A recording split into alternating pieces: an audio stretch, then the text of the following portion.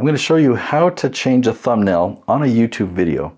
We're going to be looking at how do you know if a thumbnail is performing well or not, and how can you test and compare different thumbnails against each other. And once you design a new thumbnail, how do you change it or replace the one that you used before? By the end of this episode, you'll know exactly how to do it. The first thing that I want to talk about is click-through rate. What is it? Okay, so if you sign into your YouTube analytics, I pulled up a report here. This is for the Noel Randall YouTube channel. And the stat over here on the right is showing impressions click-through rate.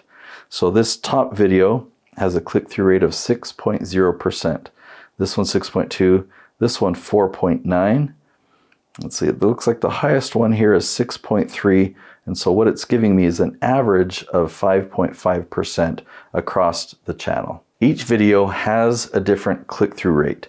When people are looking at YouTube and videos appear in front of them, there's a whole menu of choices, right?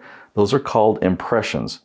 So if a video is shown 100 times, it's displayed 100 times in front of people, and then it's clicked on 6 of those times, then that would be 6%, a 6% click-through rate. Now, if you have a thumbnail that isn't very compelling, it'll have a very low click-through rate. And so the more effort you put into a thumbnail, and when you find a successful design or thumbnail idea, you'll have a higher click-through rate. So now let's talk about thumbnail design and how do you design a thumbnail. There is a science to it, but a lot of it is art, okay? Art and marketing. Let's look at this here. See these two thumbnails? The one at the top here is the original. The one below is the variation, and all we changed was the color around the text. We've got red and we've got blue, and we did a test, and the original had a 6.6% click-through rate, but the variation that went to blue had an 8.3% click-through rate. That's a huge difference for just such a minor change. Now, this isn't a rule. It's not a rule that says blue always outperforms red. That's just in this case. We might have changed it to green or to pink and gotten an even higher click-through rate. Or maybe if we changed it to a different shade of red, maybe that was the difference. The point here is that you actually don't know what creates a higher click-through rate, but there might be some patterns and things that you can try. The data within YouTube itself is actually pretty helpful. You can look at a whole list of your videos and all the click-through rates and point out the ones that are the highest and see, is there anything that I did in these thumbnails that I didn't do in these other ones that are lower performers. Now, because thumbnails have become so important, we'll often design a variety of thumbnails for one episode so that we can look at them and see which one stands out the most, which one is the most compelling, which one is the most true to the video. So these 6 thumbnails right here are different ideas for a single episode. My team created these 6 ideas, they sent them to me. So looking at these 6, I am kind of partial. B2 kind of stands out to me the most. And so I look at my facial expression, but then I'll compare that title to the text in the thumbnail and see, does that really create curiosity? I think these words are great. You know, in some cases I might say, oh, I like the design of E2, but let's go with the text of A2 or B1. Here's another example. These all look very, very similar, but it allows us to look at a few different facial expressions, a few different backgrounds, and different text and see which ones do we think are going to get the most clicks. And it's a lot of guesswork. I'll show you another example here for Chad Littlefield. If you want to look at it longer, you can pause the video. Here's an example for Noel Randall. Lots of different variations there. This is for Jason Schroeder. He's actually filming here today. He's just up in another room.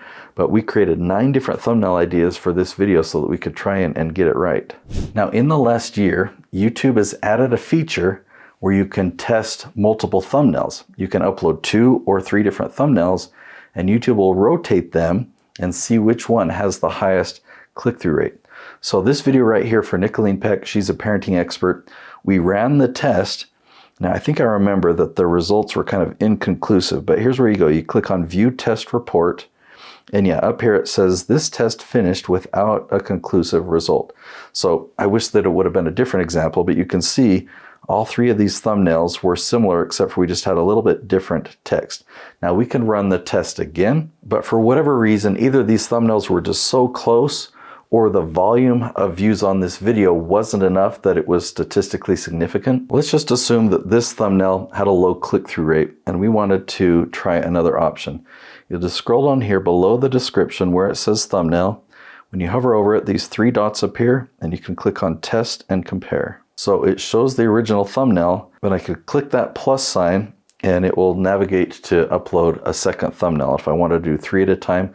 If you've got lower numbers of views, then I would suggest just doing 2 at a time. Now, the last thing that I want to show you is how click-through rate changes depending on your traffic source. Okay, so if we go into this report of Nicolene Pex, this is her traffic source report, and we see that her number one source of traffic is search, followed by external, which is mostly Google search, followed by suggested, browse, and so forth. Over here, you can see that click-through rate number. YouTube search click-through rate is over 7%. Suggested is 3.6%. This one's 4.3, this one's 2.3, this is 2.6. It's pretty important to know, who am I focusing on? Am I trying to get suggested traffic? What's my click-through rate there? Or am I trying for search traffic? What's my click-through rate for search traffic? Now, thumbnails are just one piece of a very cool strategy that I teach. It's called the leaf strategy. And I'd love for you to understand what that strategy is and how to get your videos ranked at the top of YouTube. When people go and ask questions on YouTube that you have answers for, I want your videos to rank at the top.